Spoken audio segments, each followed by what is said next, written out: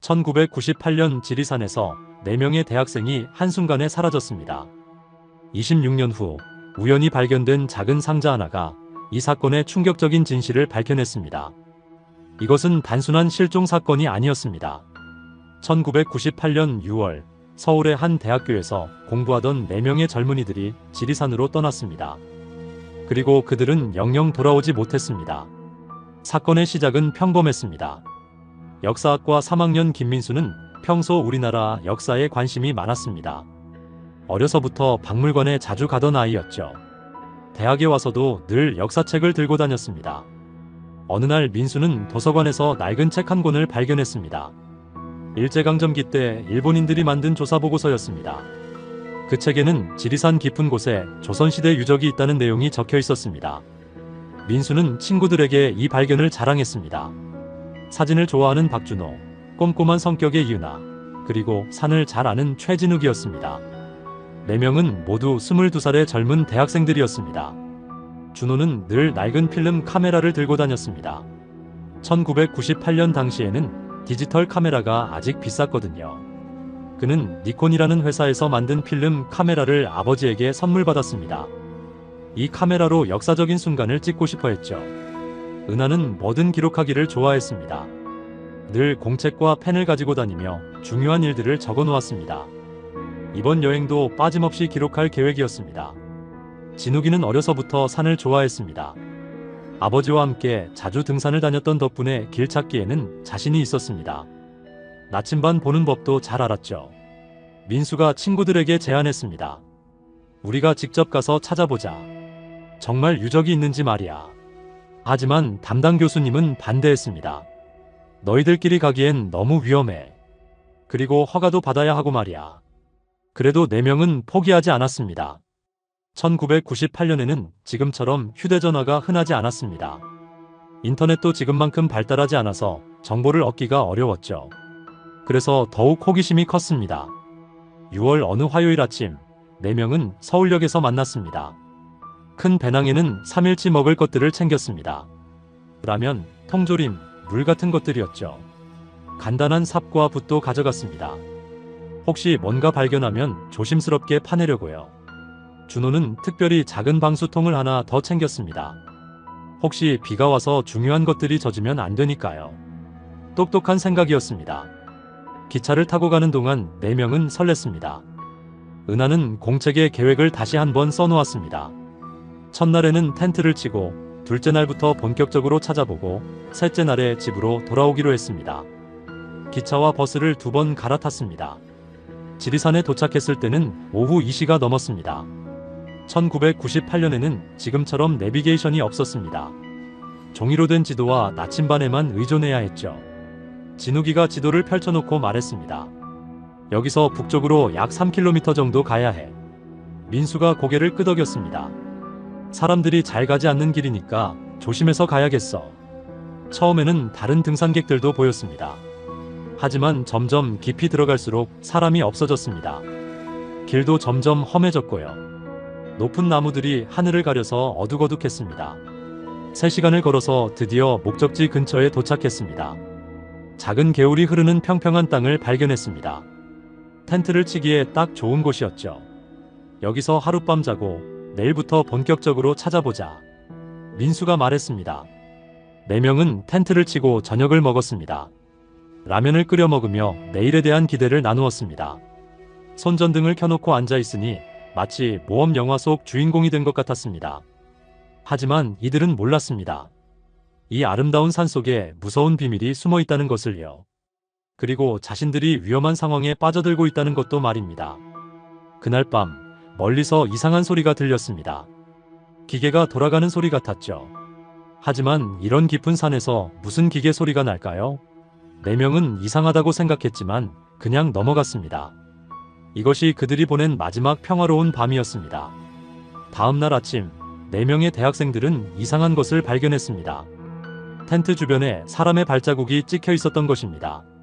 새벽 6시 은하가 제일 먼저 깼습니다. 텐트 밖으로 나가려는데 뭔가 이상했습니다. 어젯밤 자기들이 정리해 놓은 신발들이 조금씩 움직여 있었습니다. 얘들아, 이거 좀 봐. 은하가 친구들을 깨웠습니다. 4명이 나와서 보니 정말 이상했습니다. 텐트 주변 진흙바닥에 분명히 사람 발자국이 있었습니다. 운동화 자국이었죠. 하지만 이들이 신고 온 신발과는 모양이 달랐습니다. 누가 밤에 여기 왔다 간 것 같아. 진욱이가 걱정스러운 표정으로 말했습니다. 민수는 별거 아닐 거라고 생각했습니다. 다른 등산객이 길을 잘못 들어서 지나간 거 아닐까? 하지만 이상한 건 그것만이 아니었습니다. 아침을 먹고 본격적으로 유적을 찾기 시작했는데 자꾸 이상한 일들이 일어났습니다. 먼저 반짝이는 것을 발견했습니다. 나무 사이로 뭔가 번쩍이는 게 보였죠. 4명은 조심스럽게 다가갔습니다. 하지만 가까이 가니 아무것도 없었습니다. 분명히 뭔가 반짝였는데 진욱이가 고개를 갸웃거렸습니다. 은하는 이런 것들을 모두 공책에 적었습니다. 몇 시에 어디서 무엇을 봤는지 빠뜨리지 않고 기록했죠. 점심때가 되자 더 이상한 일이 일어났습니다. 멀리서 기계 소리가 들린 것입니다. 드르르르, 드르르르. 마치 발전기가 돌아가는 소리 같았습니다. 이상해, 이런 깊은 산에서 무슨 기계 소리가 나지? 준호가 의아해했습니다. 소리는 계속 들렸습니다. 가끔씩 사람 목소리도 섞여서 들렸죠. 하지만 너무 멀어서 무슨 말인지 알아들을 수 없었습니다. 은하가 작은 녹음기를 꺼냈습니다. 1998년 당시 학생들이 쓰던 카세트 테이프 녹음기였죠. 하지만 소리가 너무 작아서 제대로 녹음이 안 됐습니다. 뭔가 이상해. 우리만 여기 있는 게 아닌 것 같아. 은하가 불안해했습니다. 하지만 민수는 오히려 흥미로워했습니다. 혹시 우리가 찾는 유적과 관련이 있을까? 누가 먼저 발견해서 발굴하고 있는 건 아닐까? 오후가 되자 소리가 더 자주 들렸습니다. 그리고 뭔가 체계적으로 들렸죠. 일정한 간격으로 기계 소리가 나고 사람들이 뭔가 이야기하는 소리도 들렸습니다. 4명은 궁금했습니다. 도대체 뭔 일이 벌어지고 있는 걸까요? 해가 질 때쯤 캠프로 돌아왔습니다.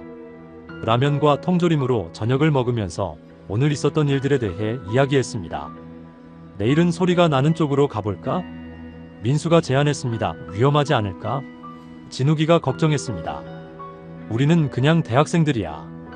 뭐가 위험하겠어? 민수가 웃었습니다. 하지만 그날 밤 정말 무서운 일이 일어났습니다. 밤 11시쯤 모두가 잠들려고 할 때였습니다. 텐트 밖에서 발걸음 소리가 들렸습니다. 사각사각, 사각사각. 누군가 천천히 걸어오고 있었습니다. 4명은 숨을 죽였습니다. 손전등도 끄고 조용히 있었죠. 발걸음은 텐트 주변을 빙빙 돌았습니다. 마치 누군가 이들을 확인하고 있는 것 같았어요. 10분 정도 그렇게 돌더니 천천히 멀어져 갔습니다. 뭐였을까? 은하가 떨리는 목소리로 물었습니다. 야생동물이겠지, 준호가 대답했지만 목소리에 확신이 없었습니다. 하지만 발걸음은 너무 규칙적이었습니다. 사람이 걷는 것 같았어요. 새벽 2시, 또 발걸음 소리가 들렸습니다. 이번에는 더 가까웠습니다. 텐트 바로 옆까지 와서 멈춰 섰습니다. 4명은 너무 무서워서 움직일 수도 없었습니다. 밖에 누가 있는 건 분명한데 왜 말을 걸지 않는 걸까요? 5분 정도 그렇게 서 있더니 다시 멀어져 갔습니다. 그날 밤 4명은 거의 잠을 못 잤습니다. 번갈아가며 밖을 지켜봤죠. 아침이 되자 다시 발자국을 확인했습니다. 어젯밤 것보다 더 많은 발자국이 있었습니다. 그리고 여러 명이 다녀간 것 같았어요. 이거 정말 이상해. 은하가 공책에 발자국 개수까지 세어서 적었습니다. 4명은 무서웠지만 동시에 궁금했습니다. 도대체 뭔 일이 벌어지고 있는 걸까? 오늘은 정말 소리가 나는 곳을 찾아가 보자. 민수가 말했습니다. 이 결정이 그들의 운명을 바꾸게 될 줄은 아무도 몰랐습니다. 셋째 날, 4명의 대학생들은 충격적인 현장을 목격했습니다. 그것은 단순한 유적 발굴이 아니었습니다. 아침 10시, 4명은 소리가 들려온 방향으로 조심스럽게 움직였습니다. 어젯밤의 무서운 경험 때문에 모두 긴장하고 있었죠. 진욱이가 나침반을 보며 앞장섰습니다. 북쪽으로 계속 걸어갔습니다. 평소보다 더 조용히 걸었어요. 혹시나 해서요. 30분 정도 걸었을 때 앞에서 사람 목소리가 들렸습니다. 이번에는 또렷하게 들렸어요. 4명은 재빨리 큰 나무 뒤에 숨었습니다. 잠시 후 두 명의 남자가 지나갔습니다. 작업복을 입고 노란색 헬멧을 쓰고 있었습니다. 손에는 삽과 곡괭이를 들고 있었습니다. 건설 현장 직원들인가? 준호가 작은 목소리로 중얼거렸습니다. 하지만 이상했습니다. 이런 깊은 산에서 무슨 공사를 하는 걸까요? 남자들이 지나가자 4명은 그들이 온 방향을 따라갔습니다. 더욱 조심스럽게 걸었죠. 10분 후 눈앞에 놀라운 광경이 펼쳐졌습니다. 나무들 사이로 큰 구덩이가 보였습니다. 여러 명의 사람들이 체계적으로 땅을 파고 있었어요. 한쪽에는 큰 천막이 쳐져 있었고 발전기도 돌아가고 있었습니다. 저게 뭐지? 은하가 놀란 목소리로 물었습니다. 더 가까이 가서 보니 더욱 놀라웠습니다. 구덩이 옆에 여러 가지 물건들이 쌓여 있었거든요. 오래된 그릇들, 청동으로 만든 것 같은 물건들, 그리고 반짝이는 금속 조각들까지. 저거 유물인가? 민수가 흥분했습니다. 하지만 뭔가 이상했습니다. 정식 발굴이라면 대학교 깃발이나 문화재청 표시가 있어야 하는데 아무것도 없었어요. 준호는 조심스럽게 카메라를 꺼냈습니다. 니콘 필름 카메라였죠. 소리가 날까봐 걱정했지만 발전기 소리 때문에 들키지 않을 것 같았습니다. 몰래 사진을 몇 장 찍었습니다. 현장 전체 모습과 쌓여있는 물건들을 찍었어요. 동시에 방수통에 메모를 적어 넣었습니다. 1998년 6월 9일 지리산에서 이상한 발굴 현장 발견. 작업자 8명 정도. 유물들이 많이 있음. 은하도 공책에 자세히 기록했습니다. 몇 명이 일하고 있는지, 어떤 물건들이 있는지 모두 적었어요. 1시간 정도 지켜보는데 깔끔한 옷을 입은 중년 남자가 나타났습니다. 다른 사람들과 달리 정장 비슷한 옷을 입고 있었어요. 손에는 휴대전화도 들고 있었습니다. 1998년에 휴대전화는 매우 비쌌습니다. 보통 사람들은 가지고 있지 못했어요. 이 사람이 뭔가 높은 사람인 것 같았습니다. 그 남자는 파낸 물건들을 하나하나 살펴봤습니다. 그리고 작업자들에게 뭔가 지시를 했어요. 가장 이상한 건 발견한 물건들을 따로 상자에 담고 있다는 것이었습니다. 특히 금속으로 된 것들은 천으로 싸서 조심스럽게 담았어요. 저 사람들 뭔가 이상해. 은하가 걱정했습니다. 정말 이상했습니다. 정식 발굴이라면 모든 것을 기록하고 사진을 찍어야 하는데 그냥 물건들만 빼내고 있었거든요. 4명은 깨달았습니다. 이것은 정식 발굴이 아니라 도둑질이었던 것입니다. 문화재 도둑들이야. 민수가 작은 목소리로 말했습니다. 그때였습니다. 망을 보던 작업자 중 하나가 이들이 숨어있는 방향을 쳐다봤습니다. 4명은 더욱 몸을 낮췄습니다. 들킨 걸까? 다행히 그 사람은 확실하지 않았나 봅니다. 잠시 쳐다보더니 다시 일을 계속했어요. 하지만 더 이상 여기 있으면 위험할 것 같았습니다. 4명은 조용히 그 자리를 떠났습니다. 캠프로 돌아가는 길, 아무도 말을 하지 않았습니다. 모두 충격을 받았거든요. 캠프에 도착해서야 입을 열었습니다. 우리 어떻게 하지? 은하가 물었습니다. 경찰에 신고해야지. 진욱이가 말했습니다. 하지만 1998년에는 휴대전화가 없었습니다. 산에서 신고할 방법이 없었어요. 산에서 내려가야만 신고할 수 있었습니다. 내일 아침에 바로 내려가서 신고하자. 민수가 말했습니다. 그런데 저 사람들이 우리를 본 것 같은데. 준호가 걱정했습니다. 그 말이 맞았습니다. 실제로 그들은 4명의 존재를 알고 있었거든요. 저녁을 먹으면서도 모두 불안했습니다. 뭔가 큰일을 벌인 것 같았어요. 사진이랑 메모는 잘 보관해둬. 은하가 말했습니다. 준호는 필름이 든 카메라를 소중히 가방에 넣었습니다. 그리고 방수통에 적어둔 메모도 다시 한번 확인했어요. 이것들이 나중에 매우 중요한 증거가 될 줄은 그때는 몰랐습니다. 밤이 되자 더욱 불안했습니다. 혹시 그 사람들이 자신들을 찾아올까 봐요. 교대로 망을 보자. 진욱이가 제안했습니다. 하지만 이미 늦었습니다. 그들은 이미 4명의 위치를 파악하고 있었거든요. 그날 밤 무서운 일이 벌어질 줄은 아무도 몰랐습니다. 그날 밤 4명의 대학생들에게 끔찍한 일이 벌어졌습니다. 이들은 너무 위험한 비밀을 알아버린 것입니다. 저녁 7시 해가 지기 시작했습니다. 평소보다 일찍 어두워졌어요. 구름이 많이 끼어서 달빛도 거의 보이지 않았습니다. 4명은 텐트 안에 모여 앉았습니다. 손전등을 켜놓고 오늘 본 것들에 대해 이야기했죠. 정말 문화재 도둑들인 것 같아. 은하가 말했습니다. 내일 아침 일찍 내려가서 바로 경찰서에 가야겠어. 민수가 단호하게 말했습니다. 하지만 이들이 모르는 사실이 있었습니다. 그 도굴꾼들이 벌써 이들의 존재를 알고 있었다는 것입니다. 밤 8시쯤 멀리서 손전등 불빛이 보였습니다. 여러 개의 불빛이 숲속에서 움직이고 있었어요. 저게 뭐지? 진욱이가 불안해했습니다. 불빛들은 점점 가까워졌습니다. 그리고 사람들 목소리도 들렸어요. 여러 명이 이쪽으로 오고 있는 것 같았습니다. 4명은 재빨리 텐트 안에 손전등을 껐습니다. 그리고 조용히 숨었죠. 불빛들은 캠프 주변을 빙빙 돌았습니다. 마치 무언가를 찾고 있는 것 같았어요. 나와라. 거친 목소리가 들렸습니다. 4명은 너무 무서워서 떨고 있었습니다. 어떻게 해야 할까요? 더 이상 숨어 있을 수가 없었습니다. 4명은 어쩔 수 없이 텐트에서 나왔습니다.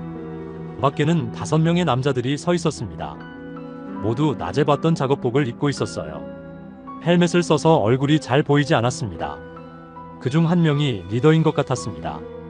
키가 크고 목소리가 컸어요. 너희들 짐 다 내놓아라. 특히 카메라 말이다. 이들은 4명이 사진을 찍은 것을 알고 있었습니다. 준호는 카메라를 숨기려고 했지만 소용없었습니다. 남자들이 억지로 빼앗아갔거든요. 은하의 공책도 가져갔습니다. 하지만 한 가지 놓친 것이 있었습니다. 준호가 미리 방수통에 넣어둔 메모였습니다. 그것은 배낭 깊숙이 숨겨져 있어서 찾지 못했어요. 너희들은 보지 말았어야 할 걸 봤다. 리더가 무서운 목소리로 말했습니다. 저희는 아무것도 안 봤어요. 민수가 소리쳤습니다. 하지만 소용없었습니다. 이미 늦었거든요. 남자들은 4명을 밧줄로 묶기 시작했습니다. 민수가 저항하려고 했지만 상대가 너무 많았어요. 은하가 비명을 지르려고 했지만 입이 막혔습니다. 진욱이는 도망치려고 했습니다. 어둠 속에서 숲으로 뛰어들었어요. 하지만 곧 붙잡혔습니다. 넘어지면서 다리를 다쳤지만 아무도 신경 쓰지 않았습니다. 준호의 필름 카메라는 바닥에 떨어졌습니다. 남자들은 필름만 빼내서 부숴버렸어요. 카메라 본체는 쓸모없다고 생각해서 그냥 버렸습니다. 하지만 이들이 놓친 게 있었습니다. 준호가 미리 숨겨둔 방수통이었죠. 그 안에는 오늘 본 것들을 적은 메모와 작은 금속 조각이 들어있었습니다. 밤 10시 4명은 끌려갔습니다. 어둠 때문에 어디로 가는지 알 수 없었어요. 길은 험했고 다친 진욱이는 걷기도 힘들어했습니다. 가는 도중에 민수가 큰 소리로 외쳤습니다. 도와주세요. 하지만 이런 깊은 산에서는 아무도 들을 수 없었습니다. 그것이 4명의 마지막 모습이었습니다. 그 후로 26년 동안 아무도 이들을 보지 못했습니다. 현장에는 부서진 텐트와 흩어진 짐들만 남았습니다. 그리고 어둠 속에 숨겨진 작은 방수통 하나. 그 통 안에는 26년 후 이 끔찍한 사건의 진실을 밝혀낼 중요한 증거가 들어있었습니다. 하지만 그때는 아무도 몰랐습니다. 4명의 젊은이들이 그렇게 사라져버릴 줄은요. 4명의 대학생들이 사라진 후 모든 흔적이 깨끗하게 지워졌습니다. 마치 처음부터 아무도 없었던 것처럼 말입니다.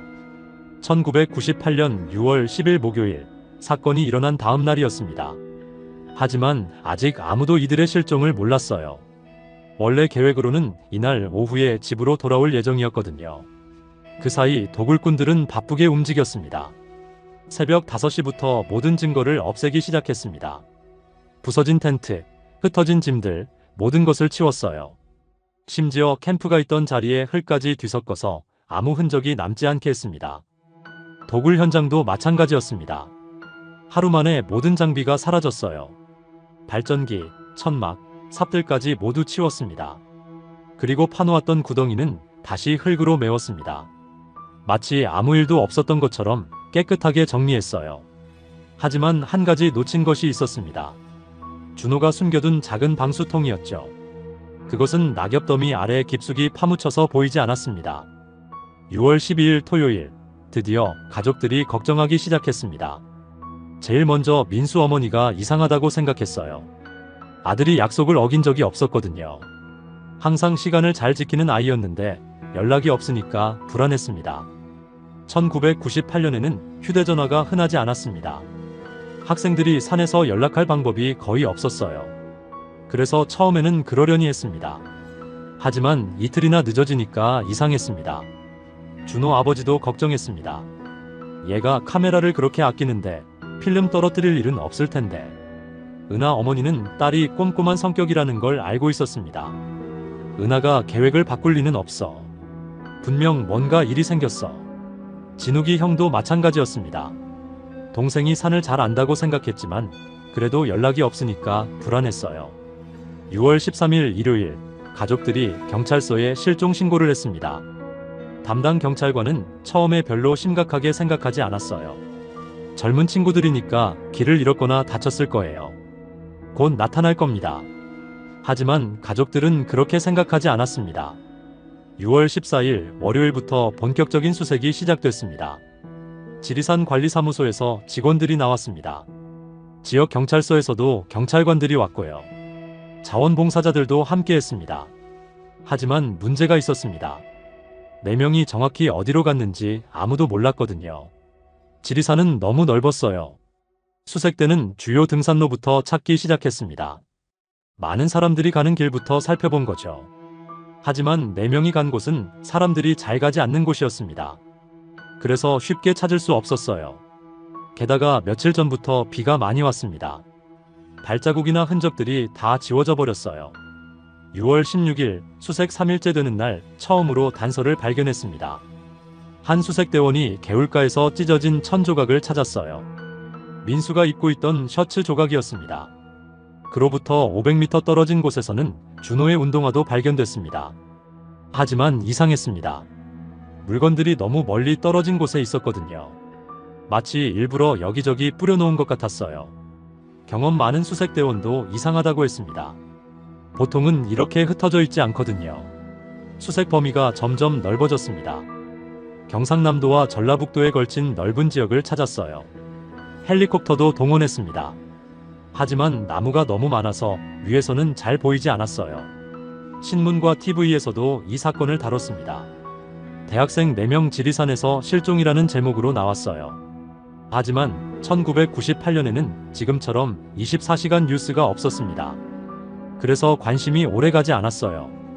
가족들은 직접 지리산으로 갔습니다.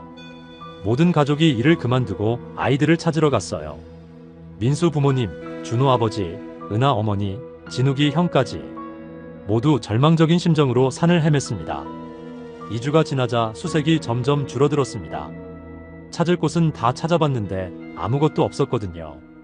경찰은 다른 가능성도 생각해봤습니다. 혹시 다른 지역으로 갔을 수도 있다고 해서 주변 도시 병원들, 여관들을 모두 확인했어요. 하지만 아무런 단서가 없었습니다. 7월이 되자 공식 수색이 거의 끝났습니다. 한 달 넘게 찾았는데 아무것도 발견하지 못했거든요. 담당 경찰관이 가족들에게 말했습니다.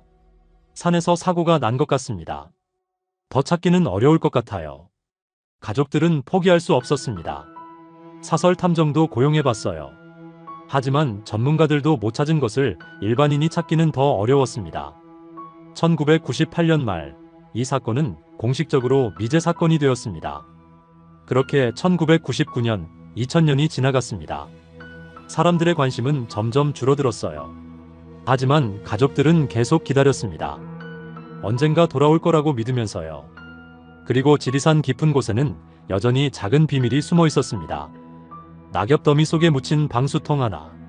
그 안에는 26년 후 모든 진실을 밝혀낼 중요한 단서가 들어 있었습니다. 26년이 흘렀습니다. 2024년 5월 우연한 발견 하나가 모든 것을 바꿨습니다. 그동안 4명의 대학생들은 사람들 기억에서 점점 잊혀져 갔습니다. 가족들도 이제는 체념하고 살아갔어요. 너무 오래된 일이었거든요. 2024년 5월 12일 토요일 42살의 직장인 이동훈 씨가 지리산에 갔습니다. 동훈 씨는 평소 취미가 금속 탐지였어요. 금속 탐지기를 들고 다니면서 재미있는 것들을 찾아다녔습니다. 오래된 동전이나 반지 같은 것들을 찾는 게 취미였죠. 그날도 혼자서 지리산에 갔습니다. 사람들이 잘 가지 않는 조용한 계곡이었어요. 점심을 먹으려고 큰 바위에 앉았는데 심심해서 금속 탐지기를 켜봤습니다. 삐삐삐 소리가 났습니다. 뭔가 있나? 동훈 씨가 소리나는 곳을 파보기 시작했습니다. 낙엽과 흙을 파내니까 작은 플라스틱 통이 나왔어요. 방수가 되는 작은 통이었습니다. 이게 뭐지? 26년 동안 땅속에 묻혀 있었지만 방수가 잘 돼서 안에 있는 것들이 상하지 않았어요. 통을 열어보니 놀라운 것들이 들어있었습니다. 종이에 연필로 쓴 글씨가 있었어요. 글씨가 좀 흐려져 있었지만 읽을 수 있었습니다. 1998년 6월 9일 지리산에서 이상한 일을 봤습니다. 불법으로 유물을 파내는 사람들이 있어요. 작업하는 사람이 8명 정도 되고 지시하는 사람도 있어요. 위험한 상황이 될 것 같아서 이 메모를 남깁니다. 박준호. 동훈 씨는 깜짝 놀랐습니다. 1998년이면 26년 전 일이잖아요. 통 안에는 메모만 있는 게 아니었습니다. 간단한 그림도 있었어요. 사람들이 땅을 파는 모습을 그려놓은 것 같았습니다. 그리고 작은 금속 조각 하나도 들어있었어요. 뭔지 정확히 모르겠지만 오래돼 보였습니다. 이거 뭔가 중요한 것 같은데. 동훈 씨는 인터넷으로 1998년 지리산 사건을 찾아봤습니다. 그리고 놀라운 기사를 발견했어요. 대학생 4명 지리산에서 실종이라는 기사였습니다. 실종된 학생 중 한 명의 이름이 박준호였어요. 메모에 적힌 이름과 똑같았습니다. 이거 완전 대박이잖아. 동훈 씨는 모든 것이 연결됐다는 걸 알았습니다. 실종된 대학생 준호가 위험을 느끼고 미리 이 메모를 숨겨둔 거였어요. 동훈 씨는 바로 경찰서로 갔습니다. 하지만 26년 전 일을 기억하는 경찰관은 거의 없었어요. 담당자도 여러 번 바뀌었고 관련 서류들도 창고 깊숙이 들어가 있었습니다. 다행히 한 명의 경찰관이 기억하고 있었습니다. 박성호 경감이었어요. 그때 신입 경찰이었는데 이 사건 수색에 참여했던 거예요. 이거 정말 그때 그 사건이네요. 박 경감이 놀랐습니다. 동훈 씨가 가져온 메모와 그림을 보고 더욱 놀랐어요. 당시 경찰들이 전혀 생각지 못했던 내용이었거든요. 단순한 실종 사건이 아니었네요. 불법 문화재 도굴과 관련이 있었던 거군요. 메모에 적힌 내용들이 너무 구체적이었어요. 작업자 수, 현장 모습, 심지어 위치까지 자세히 적혀 있었습니다. 함께 발견된 금속 조각도 중요했습니다. 이것을 전문가에게 분석을 맡겼어요. 결과는 놀라웠습니다. 조선시대에 만들어진 은으로 된 장신구 조각이었어요. 정말 문화재였던 거죠. 이제야 26년 전 진실을 알 수 있겠네요. 박 경감이 말했습니다. 바로 전담 수사팀이 만들어졌습니다. 이번에는 단순한 실종 사건이 아니라 범죄 사건으로 수사하기 시작했어요. 26년 동안 잠들어 있던 사건이 다시 살아난 순간이었습니다. 준호가 마지막 순간에 남긴 작은 메모 하나가 모든 것을 바꾼 거예요. 정말 기적 같은 일이었습니다. 이제야 4명의 젊은이들에게 무슨 일이 일어났는지 알아낼 수 있게 됐습니다. 수사가 시작됐습니다.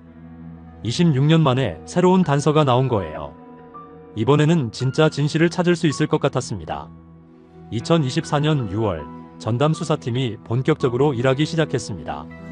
제일 먼저 준호의 메모를 자세히 분석했어요. 거기에 적힌 모든 내용을 하나씩 확인해 봤습니다. 작업자 8명, 지휘하는 사람 1명, 이 부분이 중요했어요. 너무 구체적이었거든요. 그리고 함께 발견된 은 조각도 국립문화재연구소에서 정밀 분석했습니다. 결과가 나왔어요. 조선 후기에 만들어진 고급 장신구의 일부였습니다. 정말 값비싼 문화재였던 거죠. 이제 확실해졌어요. 1998년 지리산에서 정말로 불법 문화재 도굴이 있었던 거예요. 수사팀은 1998년 당시 지리산 근처에서 활동한 업체들을 조사하기 시작했습니다. 2달 동안 열심히 찾았어요. 그리고 드디어 의심스러운 사람을 발견했습니다. 강철수라는 60대 남자였어요. 골동품 장사를 했던 사람이었습니다. 이 사람이 1998년 6월에 이상한 행동을 했다는 걸 알아냈어요. 그때 갑자기 발굴용 삽, 발전기, 큰 트럭 같은 것들을 많이 샀던 거예요. 그리고 인부들도 여러 명 고용했고요. 더 중요한 건 이 사람이 일제강점기 자료들을 많이 모으고 있었다는 거예요. 바로 4명의 대학생들이 봤던 그 자료들 말입니다. 강철수는 겉으로는 평범한 골동품 상인이었어요. 하지만 실제로는 불법으로 문화재를 파내서 팔아넘기는 일을 하고 있었습니다. 1990년대부터 여러 번 경찰 조사를 받았어요. 하지만 증거가 부족해서 잡히지 않았거든요. 수사팀이 강철수의 행방을 찾기 시작했습니다. 하지만 문제가 있었어요. 강철수가 2015년부터 사업을 그만두고 사라진 거예요. 마지막 주소지에 가봐도 이미 이사 간 지 오래됐더라고요. 그래도 수사팀은 포기하지 않았어요. 26년 전에 강철수와 함께 일했던 사람들을 하나씩 찾기 시작했습니다. 26년이나 지났는데도 몇 명은 아직 같은 동네에 살고 있었어요. 2024년 8월 드디어 중요한 증인을 만났습니다. 당시 강철수 밑에서 일했던 김 씨였어요. 지금은 60대가 된 아저씨였습니다. 김 씨는 26년 동안 마음이 무거웠다고 했어요. 그때 일이 자꾸 생각났던 거죠. 사실은 말하고 싶었어요. 하지만 무서워서 못했어요. 김 씨가 말했습니다. 김 씨의 증언이 충격적이었어요. 강철수가 지리산에서 큰 일을 계획했어요. 조선시대 무덤이 있다는 정보를 들었거든요. 일주일 정도 작업할 예정이었는데 갑자기 대학생들이 나타났어요. 강철수가 되게 화를 냈어요. 목격자들을 그냥 둘 수 없다고 했거든요. 저는 학생들을 해치라는 명령을 거부했어요. 하지만 다른 사람들이 김 씨는 그 이후 일은 자세히 모른다고 했어요. 하지만 학생들이 어디론가 끌려갔다는 건 확실하다고 했습니다. 이 증언으로 수사팀은 확신을 갖게 됐어요. 강철수가 범인이라는 걸 말입니다. 하지만 강철수를 찾는 게 문제였어요. 26년이나 지났는데 어디 있는지 모르거든요. 수사팀은 강철수의 가족, 친구, 동업자들을 모두 찾아다녔어요. 2024년 10월 드디어 강철수를 찾았습니다. 충격적이게도 그는 부산의 요양병원에 있었어요. 치매에 걸려서 10년째 병원에 있었던 거예요. 의사 선생님 말로는 강철수가 거의 아무것도 기억하지 못한다고 했어요. 자기 이름도 모를 정도였습니다. 26년 전 일은 물론이고 최근 일도 전혀 기억 못해요. 수사팀은 실망했지만 포기하지 않았어요. 설사 강철수가 기억하지 못한다고 해도 26년 전 범죄에 대한 책임은 져야 한다고 생각했거든요. 검찰에서 강철수를 문화재보호법 위반 혐의로 기소했습니다. 살인 혐의는 직접적인 증거가 부족해서 적용하기 어려웠어요. 하지만 불법 문화재 발굴에 대한 증거는 충분했습니다. 26년 만에 범인을 찾아낸 거예요. 비록 완전한 진실은 아닐지라도 적어도 4명의 대학생들이 무엇을 목격했는지는 밝혀졌습니다. 준호가 마지막 순간에 남긴 메모가 결국 정의를 실현한 거였어요. 2024년 12월 드디어 재판이 시작됐습니다. 26년 만에 열리는 재판이었어요. 하지만 여러 어려움이 있었습니다. 가장 큰 문제는 범인 강철수가 치매 환자라는 거였어요. 거의 아무것도 기억하지 못하는 상태였습니다. 그래도 법정에는 많은 사람들이 왔어요. 4명의 가족들이 모두 참석했습니다. 민수 어머니는 이제 76세가 되셨어요. 휠체어를 타고 오셨더라고요. 준호 아버지, 은하 어머니, 진욱이 형까지 모두 26년을 기다린 분들이었습니다. 검사님이 가지고 있는 증거들을 설명했어요. 가장 중요한 건 준호가 남긴 메모였습니다. 26년 전 상황을 자세히 적어 놓은 거였죠. 작업자 8명, 지휘자 1명이라고 적힌 부분이 증인의 말과 정확히 일치했어요. 함께 발견된 은 조각도 중요한 증거였습니다. 정말 문화재가 도굴됐다는 증거였거든요. 검사님이 말했습니다. 비록 피고인이 지금은 기억하지 못하지만 26년 전 범죄의 증거는 분명합니다. 반대로 강철수 변호사는 다르게 말했어요. 우리 의뢰인은 지금 심각한 치매 환자입니다. 자기 이름도 기억 못해요. 그리고 메모만으로는 살인을 증명할 수 없습니다. 맞는 말이었어요. 메모에는 불법 도굴 현장을 봤다고 적혀있지 학생들이 죽었다는 내용은 없었거든요. 하지만 검사님은 다른 증거들도 있다고 했어요. 강철수가 1998년 6월에 산 장비들, 트럭 렌트 기록, 그리고 증인의 증언까지 모든 게 연결돼 있었어요. 가장 중요한 날은 김 씨가 증인으로 나온 날이었습니다. 김 씨는 떨리는 목소리로 26년 전 일을 이야기했어요. 강철수가 대학생들을 보고 아주 화를 냈어요. 목격자들 때문에 우리가 모두 감옥에 갈 수도 있다고 했어요. 그래서 학생들을 어디론가 데려갔어요. 하지만 그 이후에 뭘 했는지는 저도 몰라요. 김 씨는 자세한 내용은 모른다고 했지만 학생들이 위험한 상황에 처했다는 건 확실하다고 증언했어요. 강철수는 법정에서 대부분 멍하니 앉아 있었어요. 가끔 고개를 끄덕이긴 했지만 무슨 말인지 이해하지 못하는 것 같았어요. 병원 의사도 나와서 증언했어요. 강철수가 중증 치매라서 과거 기억이 거의 없다고 했습니다. 3개월 동안 재판이 계속됐어요. 강철수의 옛날 돈 거래 내역도 조사했어요. 1998년 7월에 큰 돈이 들어온 기록이 있었거든요. 불법 문화재 판매 대금으로 보였어요. 가족들도 증언했습니다. 민수 어머니는 떨리는 목소리로 말씀하셨어요. 우리 아들은 역사를 너무 좋아했어요. 그날도 역사 공부하러 간다고 웃으면서 나갔는데 그게 마지막이었어요. 준호 아버지도 눈물을 흘리면서 말했어요. 아들이 똑똑해서 위험할 때 미리 메모를 남겨뒀더라고요. 그 덕분에 26년 후에라도 진실을 알 수 있었어요. 은하 어머니와 진욱이 형도 각각 증언했습니다. 모두 눈물 없이는 들을 수 없는 이야기였어요. 2025년 3월 드디어 1심 판결이 나왔습니다. 재판장이 말했습니다. 피고인 강철수에게 징역 15년을 선고합니다. 살인 혐의는 직접적인 증거가 부족해서 인정받지 못했어요. 하지만 문화재보호법 위반과 강요 혐의는 인정됐습니다. 판사님이 설명했어요. 피고인이 지금 치매에 걸렸다고 해서 과거 범죄가 없어지는 건 아닙니다. 다만 나이와 건강을 고려해서 형을 정했습니다. 강철수 변호사는 바로 항소했어요. 하지만 가족들에게는 의미 있는 결과였습니다. 모든 진실이 밝혀지지는 않았지만 적어도 26년 전 아이들이 본 불법 행위가 실제로 있었다는 게 법정에서 인정받았거든요. 재판이 끝나고 민수 어머니가 말씀하셨어요. 우리 아이들이 헛되이 사라진 게 아니었어요. 정의는 늦어도 반드시 온다는 걸 보여줬어요. 2025년 봄 강철수의 15년형이 2심에서도 그대로 확정됐습니다. 27년간 이어진 이 사건이 드디어 끝났어요. 하지만 아직 끝나지 않은 게 하나 있었습니다. 4명의 젊은이들을 아직 찾지 못했거든요. 강철수는 치매 때문에 아무것도 기억하지 못했어요. 다른 관련자들도 대부분 세상을 떠났거나 사라졌고요.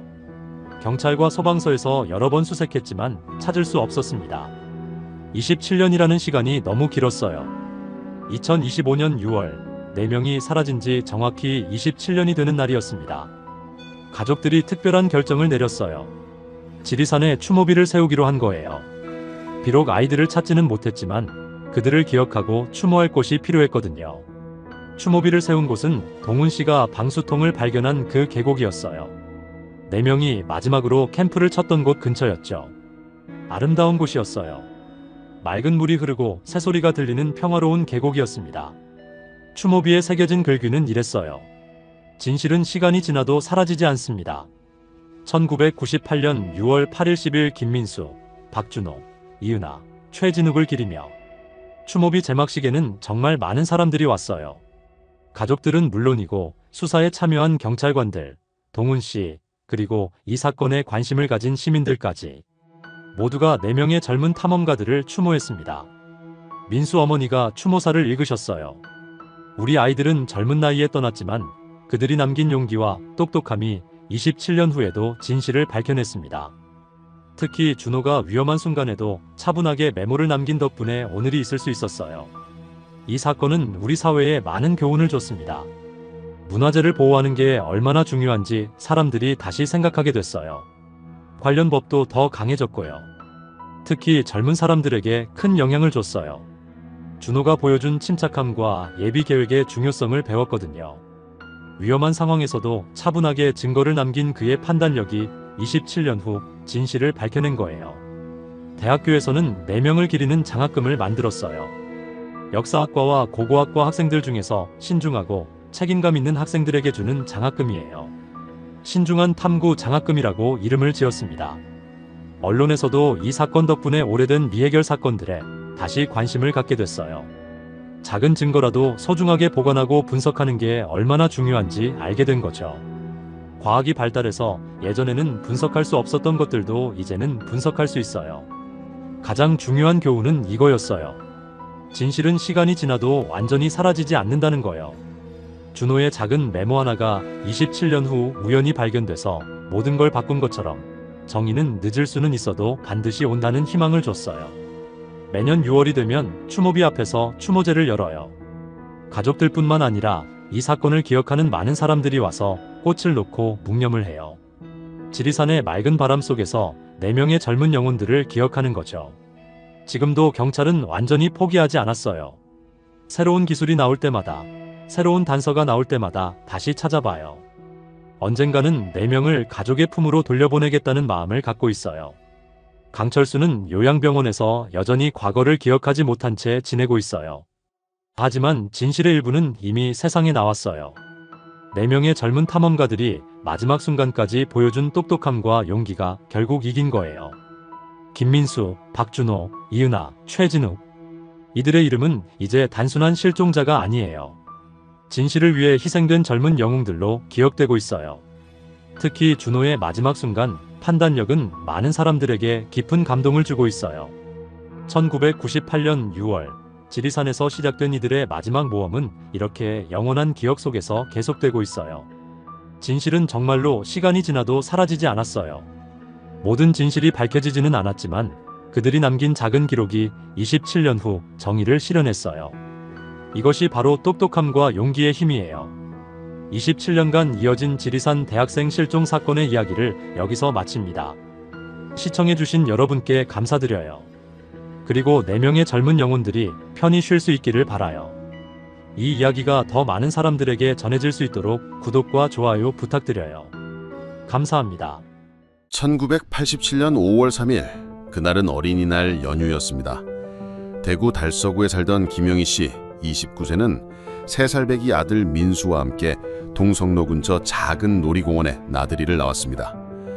하지만 단 5분, 화장실에 간 그 짧은 시간 동안 일어난 일이 한 가족의 인생을 송두리째 바꿔놓을 줄은 아무도 몰랐습니다. 36년이 지난 지금 그 진실이 드러납니다. 지금 시작합니다.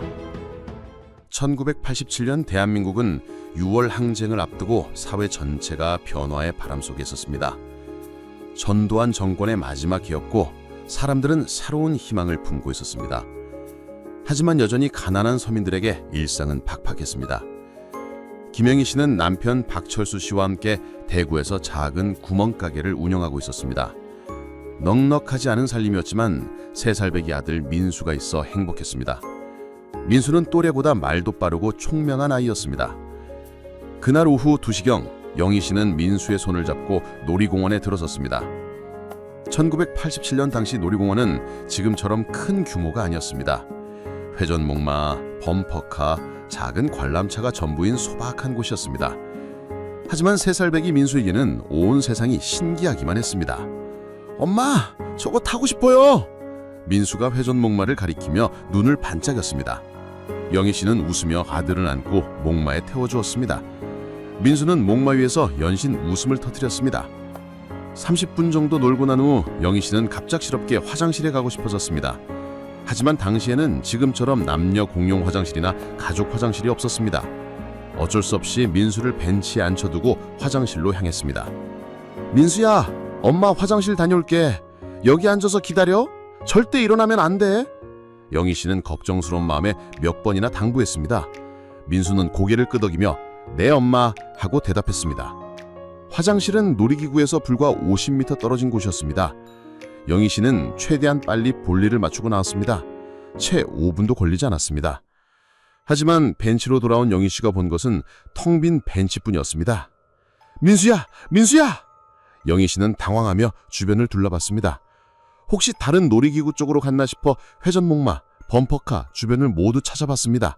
하지만 민수는 어디에도 없었습니다. 아이가 없어졌어요. 3살배기 난자아이요. 영희 씨는 놀이공원 직원들에게 도움을 요청했습니다. 직원들과 다른 손님들까지 나서서 민수를 찾기 시작했습니다. 놀이공원은 그리 큰 곳이 아니어서 구석구석 다 찾아봐도 30분이면 충분했습니다. 하지만 민수는 흔적도 없이 살아있는 상태였습니다. 마치 허공으로 증발한 것 같았습니다. 더욱 이상한 것은 놀이공원 출입구에서 일하는 직원도 3살배기 아이가 혼자 나가는 것을 본 적이 없다고 했습니다. 영희 씨는 경찰서에 신고했습니다.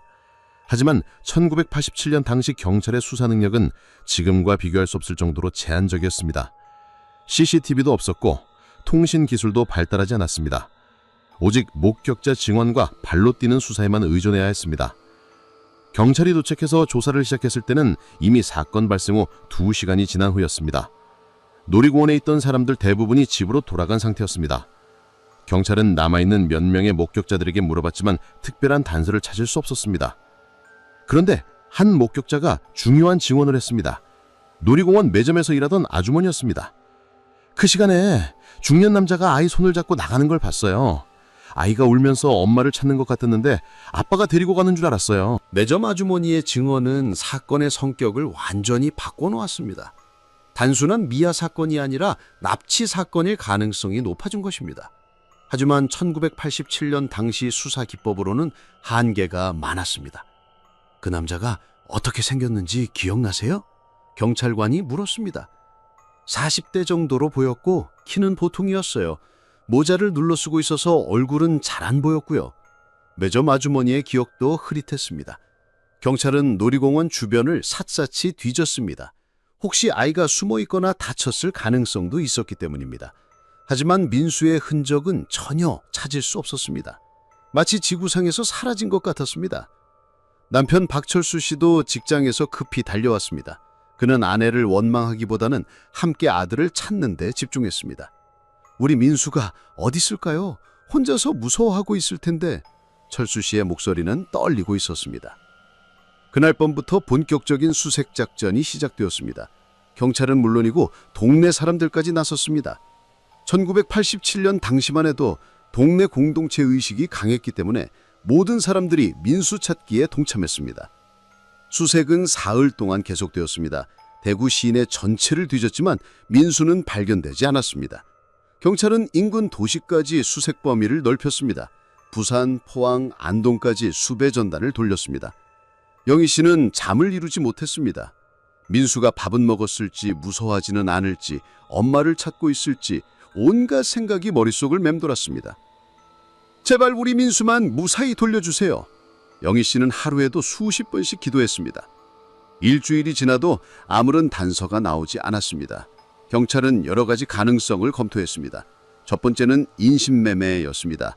당시 고아원이나 해외 입양을 위해 아이들을 납치하는 일이 종종 있었습니다. 두 번째는 불임 부부의 범행이었습니다. 아이를 가질 수 없는 부부가 남의 아이를 납치해서 키우는 경우도 있었습니다. 세 번째는 더욱 끔찍한 가능성이었습니다. 아동대성 범죄일 수도 있었습니다. 하지만 어떤 가설도 확실한 증거가 없었습니다. 1987년에는 지금처럼 과학수사 기법이 발달하지 않았기 때문에 물리적 증거 없이는 수사에 한계가 있었습니다. 한 달이 지나자 언론의 관심도 줄어들기 시작했습니다. 처음에는 3살배기 놀이공원서 실종, 대구 민수 찾기 총력전 등의 제목으로 연일 보도되었지만 시간이 지나면서 다른 뉴스에 밀려났습니다. 영희 씨와 철수 씨는 포기하지 않았습니다. 직접 전단지를 만들어서 대구 시내 곳곳에 붙였습니다. 우리 민수를 찾습니다. 1984년생, 3살, 키 95cm, 몸무게 15kg, 오른쪽 볼에 작은 점이 있습니다. 전단지에는 민수의 사진과 함께 간절한 부모의 마음이 담겨 있었습니다. 제발 우리 민수만 돌려주세요. 어떤 조건이라도 들어드리겠습니다. 하지만 의미 있는 제보는 들어오지 않았습니다. 6개월이 지나자 경찰도 적극적인 수사를 중단했습니다. 다른 긴급 사건들이 계속 발생하고 있었고 인력의 한계상 한 사건에만 매달릴 수는 없었습니다. 민수 실종 사건은 미제 사건으로 분류되었습니다. 영희 씨는 그래도 포기할 수 없었습니다. 매일 놀이공원 주변을 돌아다니며 혹시 민수가 돌아오지 않을까 기다렸습니다. 민수가 좋아하던 과자를 사서 가지고 다니기도 했습니다. 1년이 지나자 주변에서는 포기하라는 말이 나오기 시작했습니다. 영희야, 이제 그만하고 다른 아이를 낳아서 키워라. 계속 이러면 너까지 병이 날 거야. 하지만 영희 씨에게는 받아들일 수 없는 말들이었습니다. 더욱 힘든 것은 남편 천수 씨와의 관계였습니다. 처음에는 함께 아들을 찾았지만 시간이 지나면서 서로를 원망하기 시작했습니다. 당신이 화장실에 가지 않았다면, 당신이 함께 갔다면. 결국 2년 후인 1989년 두 사람은 이혼하게 되었습니다. 민수를 잃은 상처를 함께 이겨내지 못하고 오히려 서로에게 상처를 주는 관계가 되어버린 것입니다. 영희 씨는 혼자가 되었지만 여전히 아들을 기다렸습니다. 1989년 이혼 후 김영희 씨는 혼자서 민수를 찾는 일을 계속했습니다. 하지만 혼자의 힘으론 한계가 있었습니다. 그래도 그녀는 포기하지 않았습니다. 매년 민수의 생일인 7월 15일이면 케이크를 사서 놀이공원에 가서 혼자 생일상을 차렸습니다. 민수야, 엄마가 여기 있어. 언제든지 돌아와도 돼. 영희 씨는 빈 의자에 대고 말했습니다. 지나가는 사람들이 이상하게 쳐다봤지만 상관없었습니다. 언젠가는 민수가 돌아올 거라고 믿었습니다. 1990년대에 들어서면서 사회가 급속도로 변화했습니다. 민주화가 본격적으로 진행되고 경제도 빠르게 성장했습니다. 하지만 영희 씨의 삶은 여전히 1987년 그날에 멈춰 있었습니다. 영희 씨는 구멍가게 정리하고 식당에서 일을 시작했습니다. 생활은 어려웠지만 민수를 찾기 위한 비용을 마련해야 했습니다. 가끔 민수를 닮은 아이를 보면 가슴이 두근거렸습니다. 혹시나 해서 뒤따라가 보기도 했지만 항상 실망만 돌아왔습니다. 1995년 민수가 실종된 지 8년이 되었습니다. 민수는 이제 11살이 되었을 것입니다. 영희 씨는 컴퓨터가 그린 몽타주를 의뢰했습니다. 3살 때 모습을 바탕으로 11살 모습을 추정한 그림이었습니다. 몽타주 속 민수는 의외로 낯선 모습이었습니다. 8년이라는 시간이 아이를 완전히 다른 사람으로 만들어 놓을 수도 있다는 생각에 영희 씨는 절망했습니다. 내가 민수를 알아볼 수 있을까? 민수가 나를 기억하고 있을까? 2000년대에 들어서면서 인터넷이 보급되기 시작했습니다. 영희 씨는 컴퓨터를 배워서 인터넷으로 민수를 찾기 시작했습니다. 실종아동 관련 사이트에 민수의 사진과 정보를 올렸습니다. 혹시 1984년생 박민수를 아시는 분 계신가요? 1987년 대구 놀이공원에서 실종되었습니다. 영희 씨는 매일 인터넷 카페에 글을 올렸습니다. 가끔 제보가 들어오기도 했지만 모두 헛된 희망이었습니다. 그런데 영희 씨 자신도 변해가고 있었습니다. 30대였던 그녀는 어느새 40대가 되었고 거울 속 자신의 모습이 낯설게 느껴졌습니다. 민수가 돌아와도 나를 알아볼 수 있을까 하는 걱정이 들기 시작했습니다. 2010년 민수 실종 23주년이 되던 해였습니다. 영희 씨는 이제 53세가 되었습니다. 그동안 여러 번 재혼 제의를 받았지만 모두 거절했습니다. 민수가 돌아왔을 때 새아바지가 있으면 어색해 할까봐 걱정이었습니다. 하지만 주변에서는 이제 정말 포기하라는 말이 더욱 많아졌습니다. 영희야, 민수도 이제 26살이야. 설령 살아있다 해도 너를 찾을 생각이 있다면 진작 찾았을 거야. 너도 이제 나이가 있으니까 새 인생을 생각해봐. 2015년 DNA 검사 기술이 발달하면서 영희 씨는 새로운 희망을 가졌습니다. 경찰서에 DNA 샘플을 제출하고 전국 DNA 데이터베이스에 등록했습니다. 이제라도 민수를 찾을 수 있을 거야. 하지만 몇 년이 지나도 일치하는 결과는 나오지 않았습니다.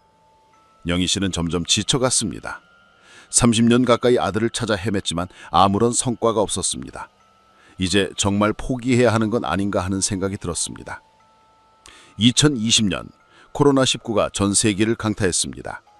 영희 씨도 식당 일이 줄어들어 경제적으로 어려워졌습니다. 그런데 더욱 힘든 것은 사람들과의 만남이 줄어들면서 민수에 대한 정보를 얻을 기회도 줄어든 것이었습니다. 혼자 집에 있는 시간이 많아지면서 영희 씨는 더욱 우울해졌습니다. 내가 뭘 위해 이렇게 살고 있는 거지? 정말 민수가 살아있기는 한 걸까? 처음으로 포기하고 싶다는 생각이 들었습니다. 그러던 2022년 영희 씨는 큰 결심을 했습니다. 그동안 살던 대구를 떠나 서울로 이사하기로 한 것입니다. 새로운 곳에서 새로운 삶을 시작해보자. 민수는 하늘에서 엄마가 행복하기를 바랄 거야. 서울에서 영희 씨는 작은 분식점을 차렸습니다. 손님들과 대화하면서 조금씩 활기를 되찾아갔지만 여전히 민수 생각은 사라지지는 않았습니다. 다만 예전처럼 적극적으로 찾지는 않게 되었습니다. 2023년 7월 14일 민수의 49번째 생일을 앞둔 날이었습니다. 영희 씨는 서울 지하철 2호선을 타고 집으로 돌아가는 길이었습니다. 66세가 된 그녀는 이제 머리가 반백이 되었고 얼굴에도 세월의 흔적이 깊게 패여 있었습니다. 지하철이 신림역에 도착했을 때였습니다. 많은 사람들이 타고 내리면서 복잡했습니다. 영희 씨는 자리에 앉아 스마트폰으로 뉴스를 보고 있었습니다. 그런데 갑자기 누군가의 목소리가 들렸습니다. 실례합니다. 혹시 김영희 씨 아니세요? 영희 씨는 고개를 들었습니다. 앞에 서 있는 것은 39세 정도로 보이는 중년 남성이었습니다. 키는 175cm 정도, 단정한 정장 차림에 온화한 인상을 가진 사람이었습니다. 하지만 영희 씨는 그를 전혀 모르는 사람이었습니다. 네, 저는 김영인데 누구시죠? 영희 씨가 조심스럽게 물었습니다. 혹시 사기꾼이거나 이상한 사람일 수도 있다는 생각이 들었습니다. 그 남성은 잠시 망설이더니 조심스럽게 입을 열었습니다. 저는 이정민이라고 합니다. 혹시 1987년에 아들을 잃어버리신 적이 있나요? 영희 씨의 심장이 급격히 뛰기 시작했습니다. 1987년 아들을 잃어버렸다는 말, 혹시 민수와 관련된 사람일까요? 어떻게 그걸 아세요? 설마... 저는 36년 전에 대구 놀이공원에서 누군가에게 데려와진 아이입니다. 정민이라고 소개한 그 남성의 목소리가 떨리고 있었습니다. 제가 혹시 어머니가 찾고 계시는 그 아이일지도 모르겠습니다. 영희 씨는 그 자리에서 얼어붙었습니다. 36년간 꿈꿔왔던 순간이 정말로 현실이 될 수 있다는 건가요? 당신이 정말 우리 민수인가요? 확실하지는 않습니다. 하지만 제가 기억하는 것들이 있어요. 놀이공원에서 엄마와 헤어진 것, 회전목마를 탔던 것, 그리고 무엇보다도 어머니의 얼굴을 봤을 때 뭔가 익숙한 느낌이 들었습니다. 영희 씨는 눈물이 쏟아지기 시작했습니다. 정말로 민수일까요? 아니면 또 다른 헛된 희망일까요? 당신 오른쪽 볼에 점이 있나요? 정민은 놀란 표정으로 자신의 오른쪽 볼을 만졌습니다. 네, 어렸을 때부터 있었어요. 어떻게 아셨죠? 그 순간 영희 씨는 확신했습니다. 이 사람이 바로 자신이 36년간 찾아 헤맨 아들 민수라는 것을. 민수야, 정말 우리 민수구나. 영희 씨는 그 자리에서 울음을 터뜨렸습니다. 지하철 안에 다른 승객들이 무슨 일인지 궁금해서 쳐다봤지만 두 사람에게는 온 세상이 사라진 것 같았습니다. 36년 만의 재회였습니다. 어머니, 정말 제 어머니가 맞나요? 정민도 울먹이는 목소리로 물었습니다. 저는 36년간 다른 부모님 밑에서 자랐어요. 그분들도 저를 정말 사랑해 주셨는데. 영희 씨는 고개를 끄덕였습니다. 괜찮아. 당신을 키워준 그분들에게 고마워해야지. 우리 민수를 잘 키워주신 거잖아. 두 사람은 지하철에서 내려서 조용한 카페로 갔습니다. 36년 만의 재회. 할 이야기가 너무 많았습니다. 정민은 자신이 어떻게 살아왔는지 차근차근 설명하기 시작했습니다. 1987년 그날 저는 정말로 놀이공원에서 누군가에게 데려가진 게 맞아요. 하지만 그분들이 저를 해치려고 하는 건 아니었어요. 그분들은 아이를 간절히 원했지만 가질 수 없었던 부부였습니다. 영희 씨는 복잡한 마음이었습니다. 아들을 데려간 사람들이 미워야 마땅했지만 동시에 민수를 잘 키워준 거에 대해서는 고마운 마음도 들었습니다. 그분들이 나쁜 사람들은 아니었어요. 아버지 이름은 이창호, 어머니 이름은 박순자였습니다. 둘 다 이미 돌아가셨지만 저를 친아들보다도 더 사랑해 주셨어요. 영희 씨는 정민의 이야기를 들으면서 36년 전 그날의 진실이 조금씩 드러나는 것을 느꼈습니다. 단순한 납치가 아니라 아이를 간절히 원했던 부부의 절망적인 선택이었던 것입니다. 이정민은 계속해서 자신의 이야기를 들려주었습니다. 양아버지 이창호 씨는 대구에서 작은 공장을 운영하고 계셨어요. 양어머니 각순자 씨는 10년간 아이를 가지려고 노력했지만 끝내 임신할 수 없었습니다. 영희 씨는 조용히 들었습니다. 원망스러운 마음도 있었지만 동시에 그 부부의 심정도 이해가 갔습니다. 아이를 간절히 원하는 마음은 자신도 누구보다 잘 알고 있었기 때문입니다. 1987년 그날 양아버지가 놀이공원에 갔던 건 원래 계획된 일이 아니었어요. 사실 양어머니가 심한 우울증에 시달리고 있었는데 그날따라 더 심해져서 양아버지가 급히 병원에 데려가려던 참이었습니다. 정민은 잠시 말을 멈추고 물을 한 모금 마셨습니다. 하지만 병원 가는 길에 놀이공원을 지나게 되었고 그때 혼자 앉아서 울고 있는 저를 보신 거예요. 양아버지 말씀으로는 그 순간 뭔가에 홀린 것처럼 차에서 내려서 저에게 다가갔다고 하세요. 영희 씨는 가슴이 아팠습니다. 그럼 당신은 민수는 그때 울고 있었구나. 엄마를 찾으면서. 네, 아마도요. 양아버지는 처음에는 저를 엄마에게 데려다 주려고 했대요. 하지만 저를 안고 있는데 양어머니가 갑자기 웃기 시작했다고 해요. 몇 달 만에 처음 보는 웃음이었대요. 정민의 목소리가 더욱 낮아졌습니다. 그 순간 양아버지는 잘못된 선택을 하신 거예요. 아내가 너무 행복해하는 모습을 보니까, 그리고 저도 울음을 그치고 양어머니를 따라 웃고 있었으니까. 그래서 그분이 당신을, 민수를 데려간 거구나. 영희 씨는 복잡한 마음으로 말했습니다. 미워해야 할 상황이지만 그 부부도 나름대로의 절박한 사정이 있었다는 것을 알 수 있었습니다. 양부모님은 저를 정말 잘 키워주셨어요. 좋은 교육도 받게 해주시고 사랑도 많이 주셨어요. 하지만 정민은 잠시 망설였습니다. 하지만 양아버지는 평생 죄책감에 시달리셨어요. 어떤 죄책감이요? 영희 씨가 물었습니다. 저를 데려온 것에 대한 죄책감이요. 특히 제가 자라면서 가끔 엄마를 찾는다고 할 때마다 양아버지는 마음이 아프셨나 봐요. 그래서 2015년에 돌아가시기 전에 저에게 모든 것을 고백하신 거예요. 영희 씨의 눈에 다시 눈물이 고였습니다. 그럼 당신은 8년 전부터 진짜 엄마가 따로 있다는 걸 알고 있었던 거예요? 네, 양아버지가 돌아가시면서 당시 상황을 자세히 말씀해 주셨어요. 그리고 진짜 부모님을 찾아보라고 하셨어요. 하지만 정민은 고개를 숙였습니다. 솔직히 말하면 무서웠어요. 무서웠다고요? 네, 36년 만에 갑자기 나타나면 진짜 어머니가 저를 받아줄까 하는 두려움이 있었고, 그리고 양어머니도 생각해야 했고요. 양어머니는 아직 살아계시거든요. 영희 씨는 정민의 마음을 이해할 수 있었습니다. 36년이라는 긴 세월이 모든 것을 복잡하게 만들어 놓았습니다. 단순히 기뻐하기만 할 수 있는 상황이 아니었습니다. 그럼 어떻게 저를 찾게 된 거예요? 영희 씨가 궁금해했습니다. 인터넷으로 계속 찾아봤어요.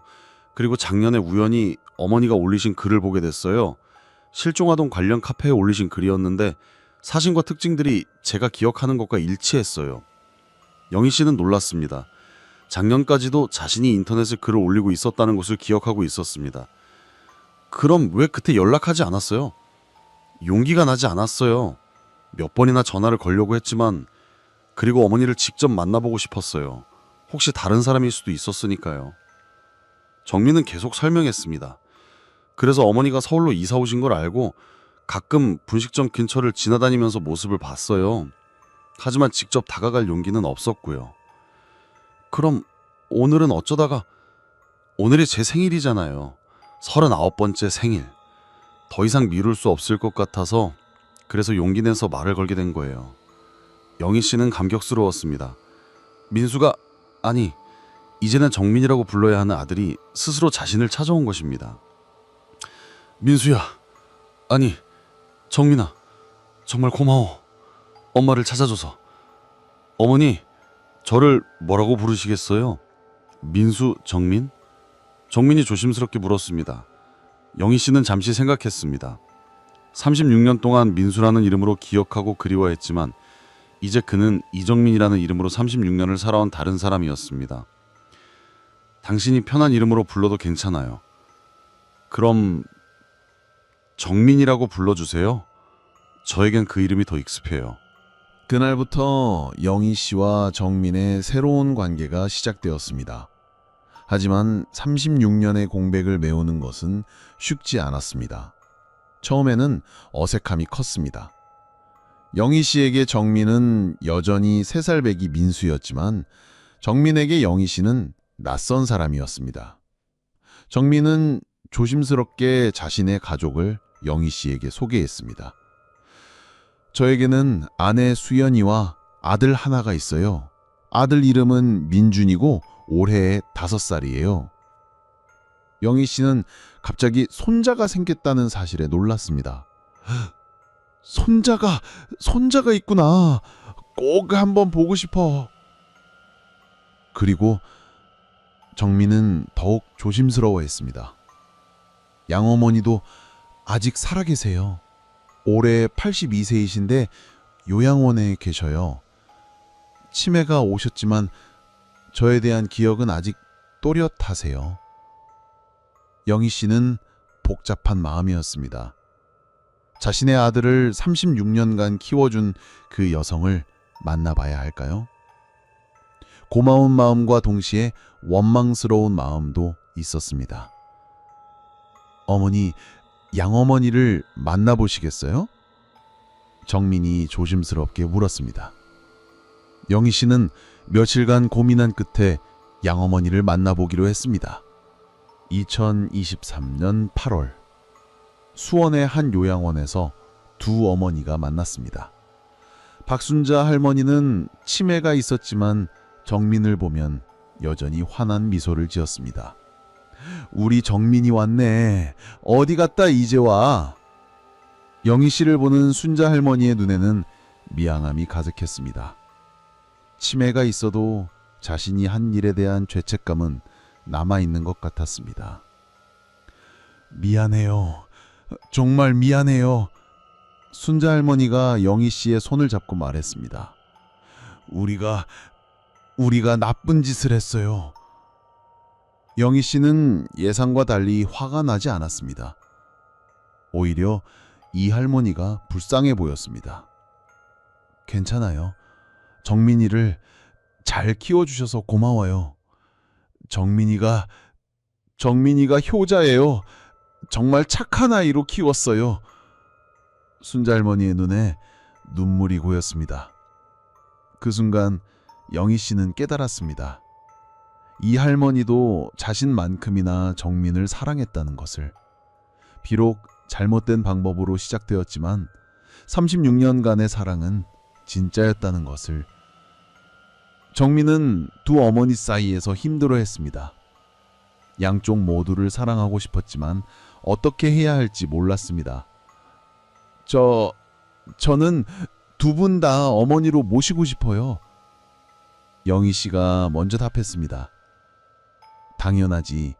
나는 너를 낳은 엄마이고 이분은 너를 키운 엄마야. 둘 다 소중한 엄마인 거야.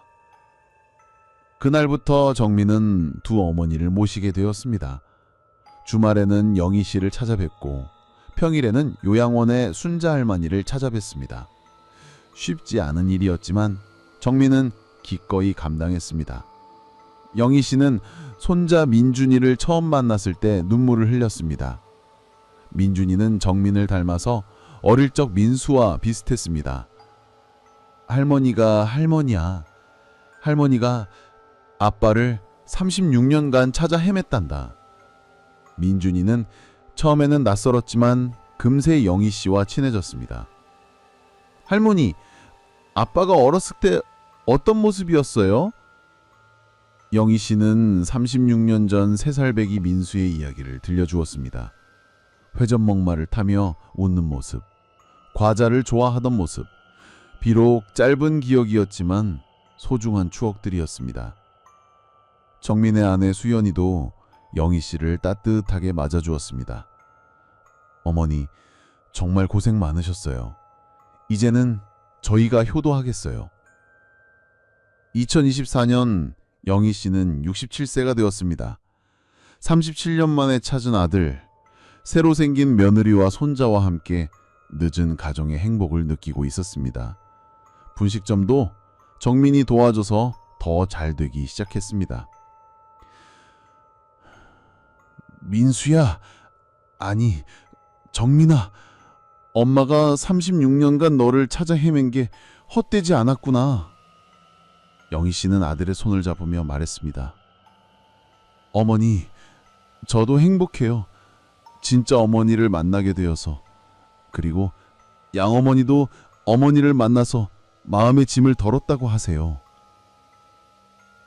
2024년 7월 15일 정민의 40번째 생일이었습니다. 이번에는 두 어머니, 아내, 아들 모두 함께 생일상을 차렸습니다. 37년 전 잃어버린 3살배기는 이제 40살의 든든한 가장이 되어 있었습니다. 생일 축하해, 정민아. 영희 씨가 케이크에 촛불을 켜며 말했습니다. 어머니, 저를 찾아줘서 고마워요. 포기하지 않고 기다려줘서. 정민의 목소리가 떨렸습니다. 그날 밤 영희 씨는 오랜만에 깊은 잠에 들었습니다. 37년간 계속되었던 악몽이 드디어 끝났습니다. 아들은 살아있었고 건강하게 자란 모습으로 돌아왔습니다. 비록 36년이라는 긴 세월이 흘렀지만 모성애는 변하지 않았습니다. 그리고 아들도 엄마를 기억하고 찾아왔습니다. 늦었지만 이제라도 함께할 수 있게 된 것에 감사했습니다. 현재 영희 씨는 정민 가족과 함께 행복한 노년을 보내고 있습니다. 매주 손자 민준이와 함께 놀이공원에 가서 회전목마를 타며 잃어버린 시간을 채워가고 있습니다. 할머니, 우리 다음 주에도 놀이공원 가요. 민준이가 환하게 웃으며 말합니다. 그래, 우리 민준이. 할머니가 아빠 어렸을 때 못해준 것들 다 해줄게. 영희 씨도 환하게 웃으며 대답합니다. 37년간의 긴 기다림 끝에 찾은 행복. 포기하지 않는 사랑이 결국 기적을 만들어낸 감동적인 이야기였습니다.